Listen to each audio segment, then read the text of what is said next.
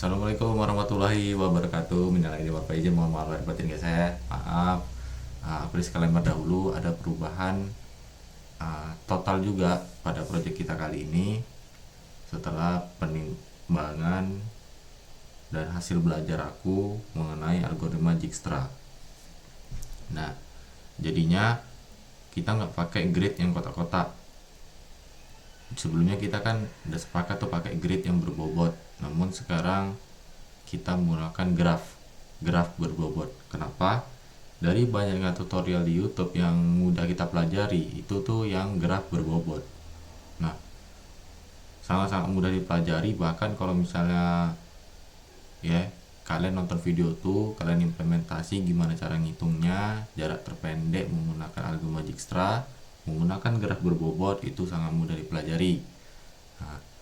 Nah, kenapa yang grid berbobot ini aku pertimbangkan untuk tidak jadi digunakan? Karena kita nggak hanya memikirkan simpul notesnya aja. Kalau kalian udah nonton algoritma Dijkstra sama udah tahu pengertian dari grafnya itu. Tapi kita juga menentukan koordinat dari kotak-kotak yang kita buat gitu.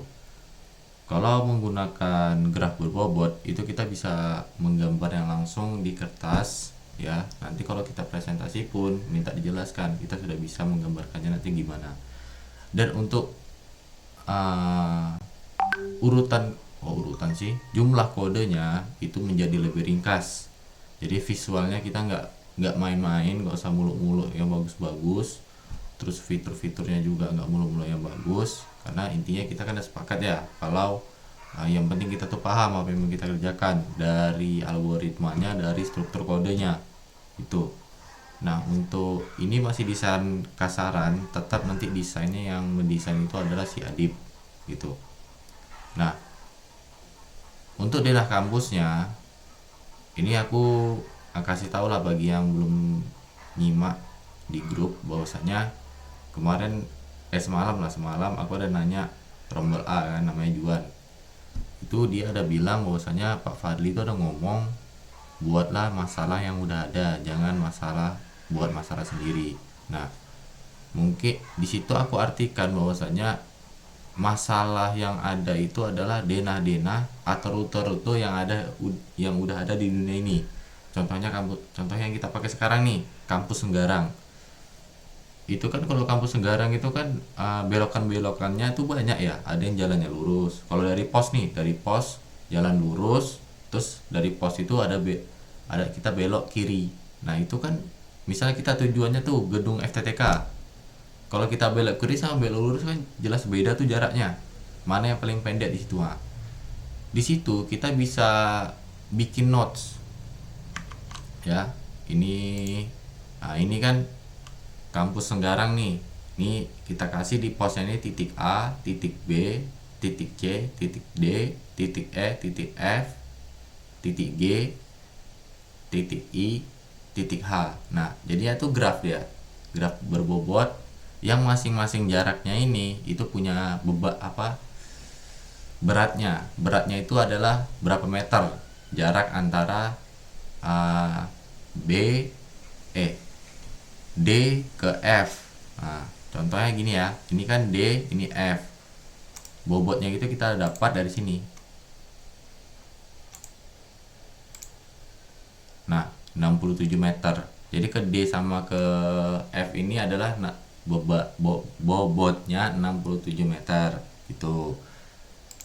Nah, dari banyaknya video YouTube pun Today, I'm going to teach you. banyaknya itu mereka tuh implementasinya pakai graf.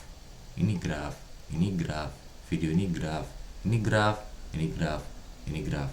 Jarang sekali aku nggak ada pernah lihat dia tuh pakai grid berbobot.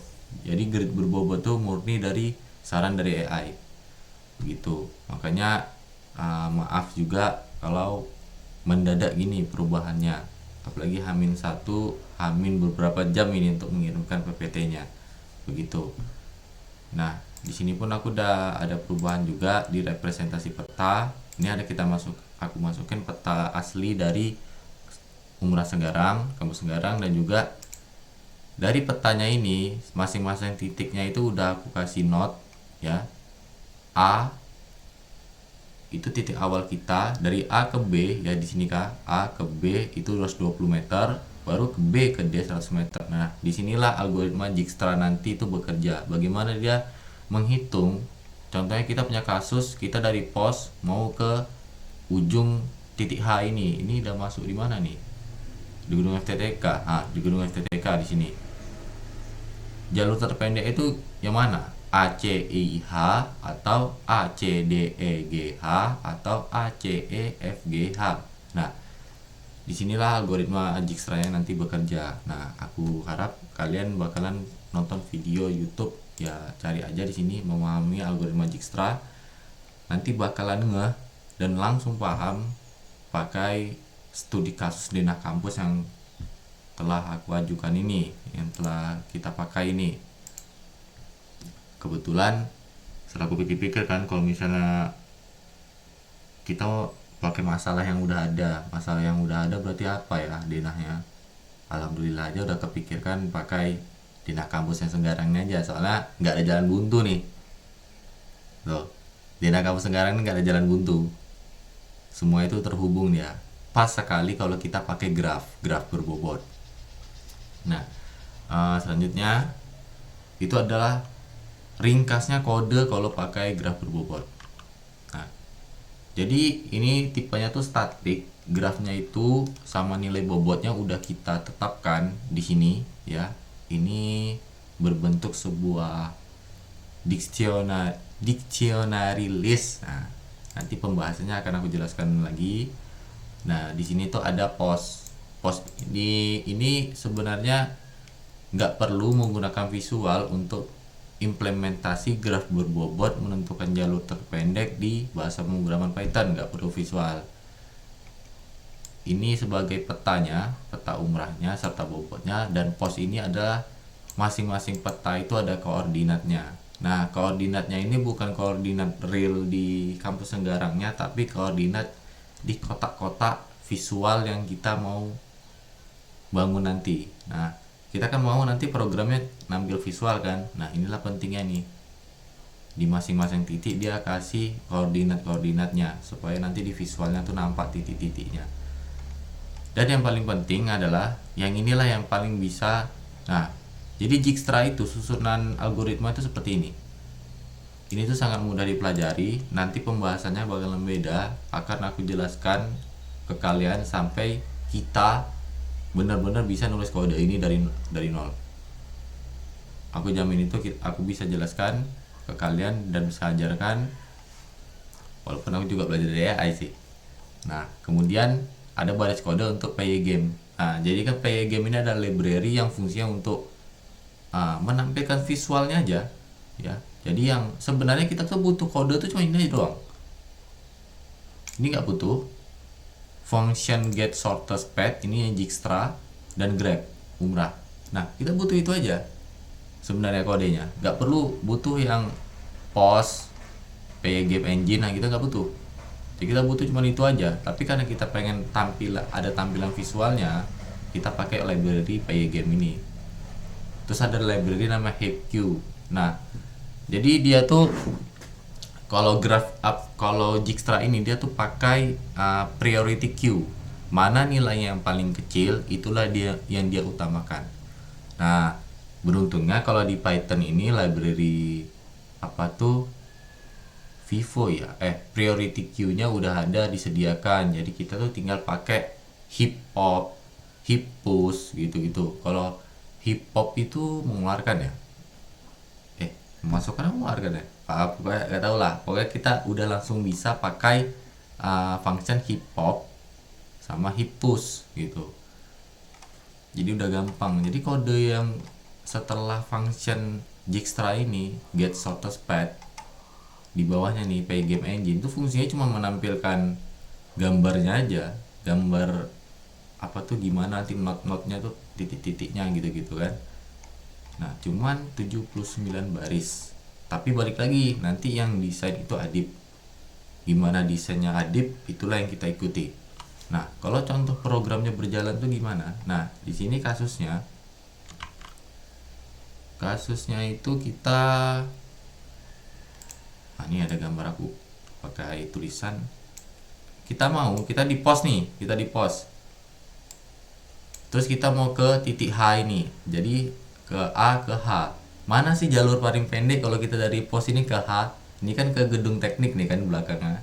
Kalau kita ke sini, ini mana sih jalur paling pendeknya? Tembak lurus ke H atau ke A C D F G H atau A C E F G H. Nah, di antara itu kan kemungkinannya kalau pakai Dijkstra dia tuh pasti mengambil bobot yang paling rendah dari setiap perjalanan not-notnya ini.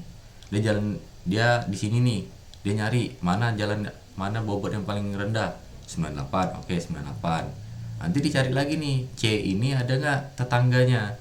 Oh ada, D sama E. D sama E yang paling kecil mana? Oh rupanya E, 76. Dan seterusnya sampai dia menemukan tujuannya si H. Coba kita jalankan kodenya.